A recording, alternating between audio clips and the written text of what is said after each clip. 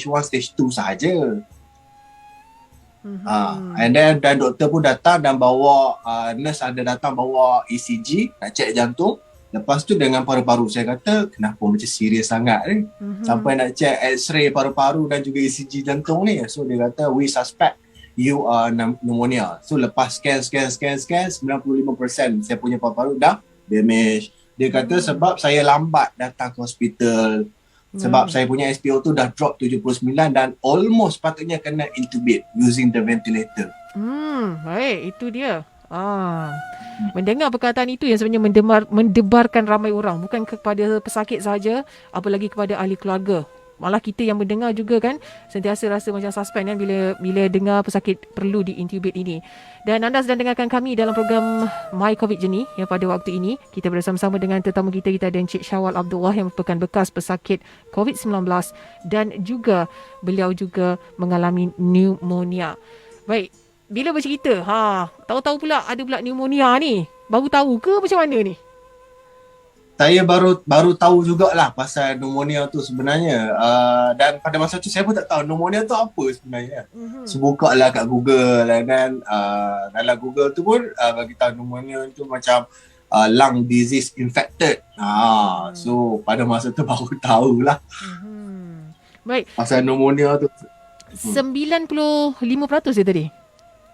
Paru-paru 95% telah dijangkiti. 95%. Dia ada warna putih cloud. Dah 95%. Kalau kita tengok gambar yang dikongsikan di media sosial, bila x-ray tu dia berasap-asap gambar tu kan. Guna ayat senang faham lah kita ni kan. Betul. Jadi 95% ni Cik Syawal, 5% je yang elok ni. Ketika itu bagaimana dengan bila mendengar perkabaran tersebut daripada barisan petugas kesihatan? Saya pada masa tu lah, jujur saya cakap saya macam 50-50.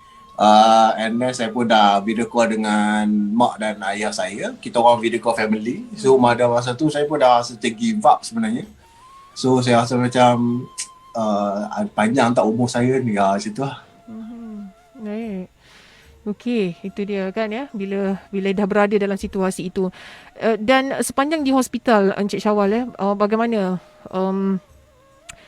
urusan yang diberikan oleh petugas-petugas kesihatan inilah dalam memastikan sebenarnya kadang-kadang ada masyarakat kita melihat bila terlalu banyak sangat kes kan ya, petugas-petugas pun terlalu ada banyak sangat kerja yang perlu dilakukan siang dan malam. Pesakit-pesakit ini umpamanya tidak dilayan dengan baik. Ya, tetapi sebenarnya itu adalah tidak benar kan? Di mana kita lihat petugas kesihatan ni sentiasa 1000% yang kita boleh katakan akan berikan yang terbaik kepada setiap seorang pesakit. Jadi pengalaman Cik Syawal sendiri bagaimana? Okey, saya nak respect sikit lah kepada Hospital Shah Alam kerana diorang ni sebenarnya macam ni lah. Diorang kalau ada lebihan katil, diorang akan buat apa saja sebenarnya. Sebabkan tak ada katil, jadi mereka terpaksa menunggu dan memberikan kata-kata sebagai harapan kepada pesakit untuk menunggu lagi sebab katil memang tak ada. So bukanlah mereka tak ada buat servis tak bagus, perkhidmatan tak bagus, tapi mereka akan buat yang terbaik. I'm sure sebab dia orang kalau macam saya panggil pun tak sampai dalam 5 minit lah macam tu lah. So dia akan datang. Kalau kita tekan button merah, dia akan datang. Dia memang akan datang entertain you guys soon. Baik, yang SOP dia memang bagus. Baik, itu dia kan yang terbaik kan sebenarnya servis yang diberikan oleh petugas-petugas kesihatan ini.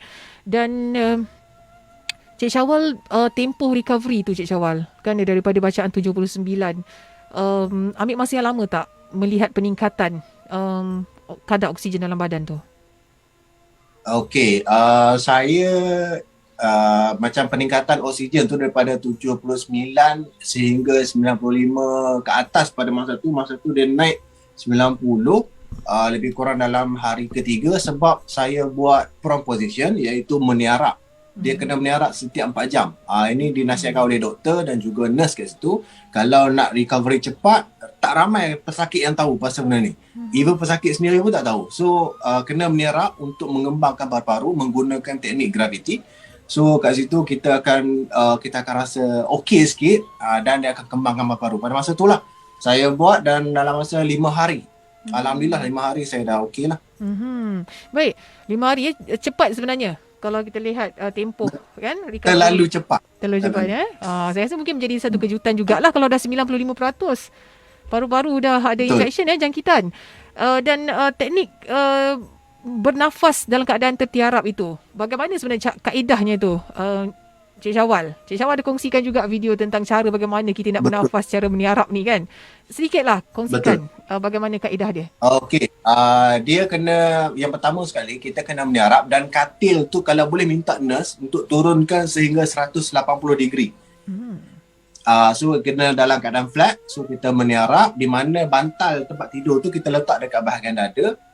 So kita bernafas lah. Kita tahu macam you guys ada pasang high flow face mask ke nasal prong ke, benda macam tu you guys just meniarap, and then benda tu korang mengiring sama ada kepala tu ke kanan atau ke kiri.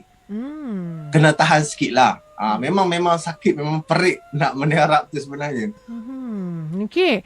Itu dia kaedah yang betul ya untuk lakukan proses tersebut. Saya rasa proses ni tak ada masalah kalau nak buat kat rumah untuk mereka yang stage 1, stage 2 kan, Cik Syawal kan? Okey. Dan betul, ya saya. Dan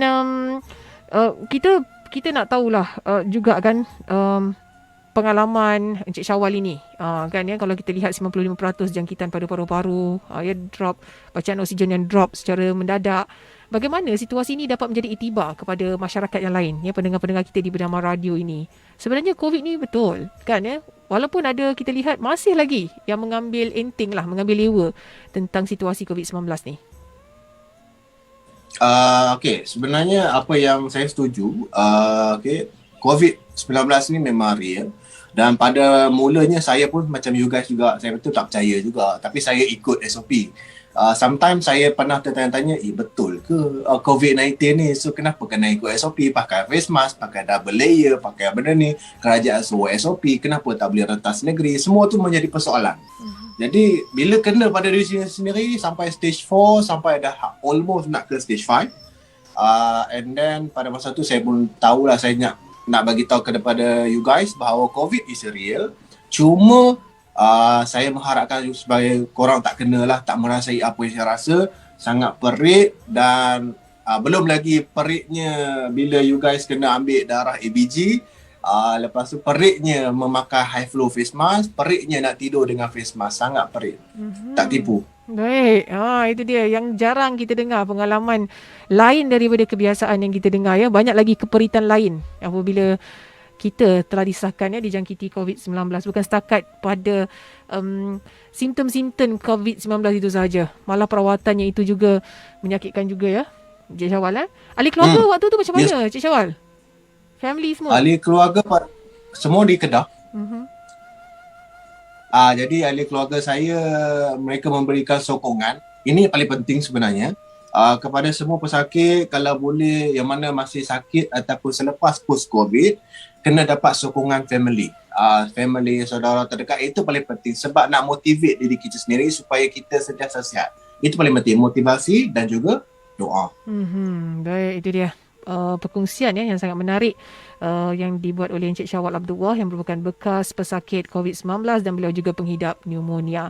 Baik, ini saja masa yang kita ada, Encik Syawal. Terima kasih banyak-banyak ya untuk perkongsian yang memberi inspirasi kepada semua pendengar-pendengar kita, dan kita doakan Encik Syawal akan terus kekal sihat ya, dan tidak lagi lah dijangkiti COVID-19. Dah dapat dos 2 dah ke vaksin COVID-19?